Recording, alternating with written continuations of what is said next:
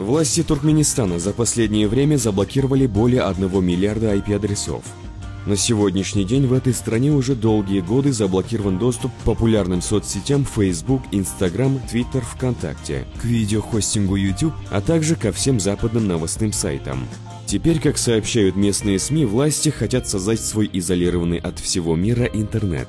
Редакция Turkmen News получила копию госпрограммы по обеспечению кибербезопасности Туркменистана на 2022-2025 годы, согласно которой власти намерены сделать туркменский сектор интернета автономным от всего мира.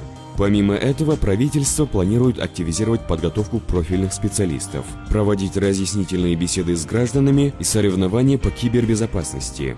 Отметим, что доступ к глобальной сети в Туркменистане появился, как во многих бывших советских странах, в конце 1990-х годов.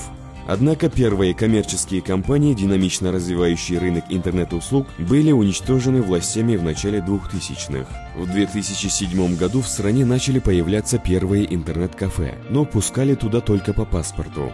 В настоящее время Туркменистан занимает последнее место в мире по скорости интернета. Вместе с этим туркменские власти блокируют VPN-сервис.